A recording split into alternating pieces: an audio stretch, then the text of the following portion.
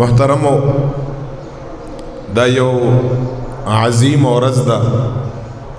عام طور باندې چې کله یو مزدور مزدوری وکا نو هغه ته په آخر کې د خپل مزدورۍ مطابق اجرت ملاوږي. نبی علیہ الصلوۃ والسلام مبارک په حدیثو کې یو حدیث مبارک دی هغه ته بیا بیانوما. ډېر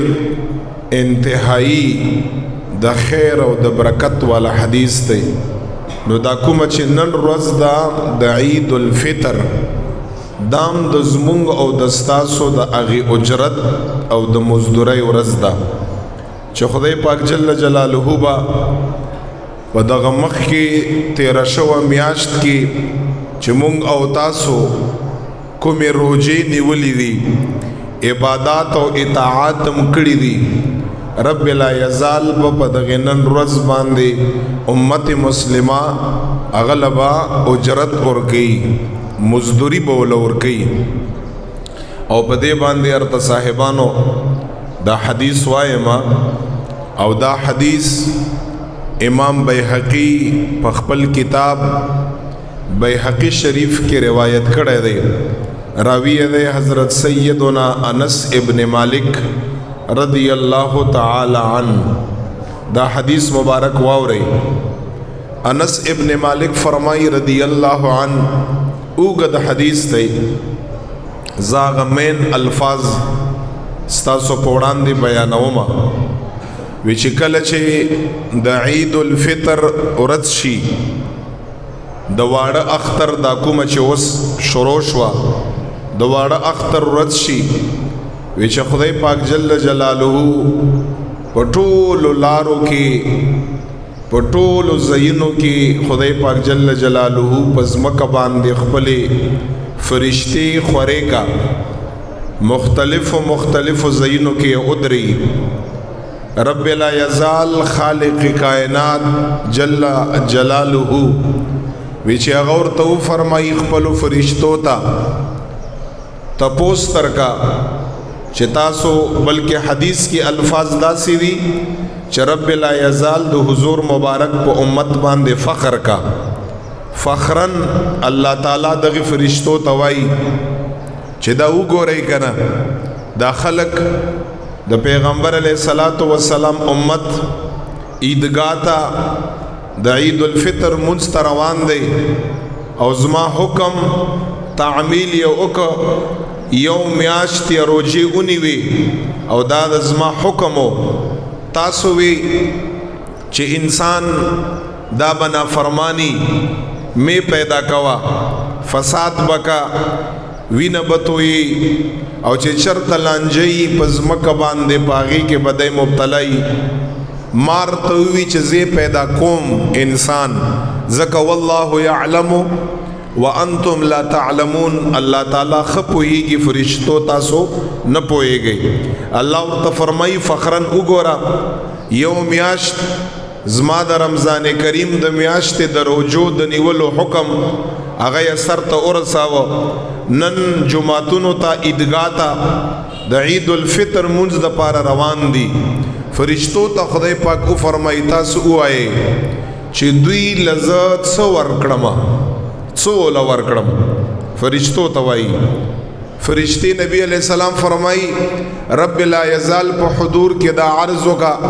چې خدای پاک نور خو مونږ ته د اجر او د بدلی پته نشتا، خدام دستا په دربار اقدس کې سوال دی چې دغه خلکو له چې اجر ورکی نو اجر پورا اجر ولا ورکړه.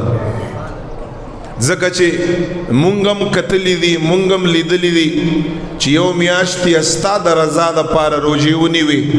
او نن دغه جمعتونو عیدګاه د عید الفطر منځ د پاره راله اجر ورکړه، خو اجر پورا اجر ولا ورکړه. نبی علیہ الصلوۃ والسلام حدیث کې فرمایي چې کله دا خبره د فرشتو رب لا یزال واوري، خدای پاک جل جلاله په خپل جلال او په خپل عزت باندې په حدیث کې قسم خوړلی دی وی چې الله ورته فرمایي چې وعزتي وجلالي ای زما فرشتو زما د قسمی په خپل عزت باندې او زما د قسمی په خپل جلال باندې زما د قسمی په هغه خپل اوچت شان باندې څلور قسمونه الله خوړلي دي او زما د قسمی په خپل کرم او مهرباني باندې چې نن دغه مسلمانان په عیدګاه کې او په مساجدو کې ما نکم سوال او کا رب لا یزال فرمای زباغه خامخ قبل وما چې ما نڅ وغاړي زبې خامخ قبل وما زبې خامخ ور کوما څلور قسمونه نبی علیہ الصلوۃ والسلام فرمای رب لا یزال په دغه حدیث کې خوړلې دي څلور قسمونه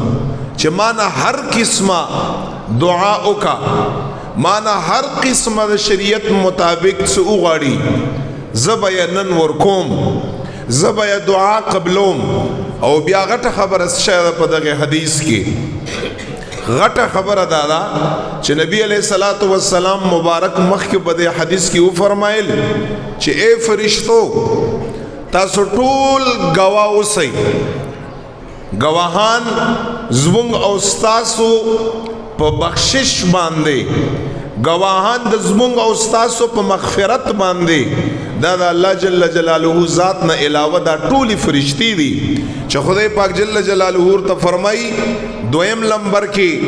چې ما خو دا قسم خوړ چې نن چې ما نه څه غواړي زبې ولور کومه هر قسمه دعا غواړي خور سره اے فرشتو تاسو په دې باندې گواه اوسئ الله ورته فرمایي چې نن دا خلق د مساجدو نه او د عید گاگانو نه دا خلق په داسې حال کې واپس کور ته ځي اے فرشتو تاسو گواه اوسئ چې ما به ټولو ته بخښنه او مغفرت کړی ټولو ته قسم خوړلی دی الله جل جلاله په دې باندې چې تاسو به په داسې حال کې کور ته واپس کږئ الله فرمایي چې ما بارته بخښنه کړي ما بارته مغفرت کړی ما ودستاسو دو گناہونو تا بخشش کړی کتاسو صغائر دی کتاسو کبائر دی رب لا یزال خالق کائنات په دغه عظیم ورځ باندې په دغه لوی ورځ باندې چې عید الفطر دا د نبی علیہ الصلوۃ والسلام مبارک د امت لپاره یو لوی تحفه او انعام دی چې زمونږ او تاسو ته د حضرت رسول الله صلی الله علیه وسلم مبارک په توفیل باندې او داغه مبارک په وسیله باندې مونږ او تاسو ته ملاوږي دا ټول کرم او دا ټول خاطر دا د حضرت رسول الله صلی الله علیه و آله وسلم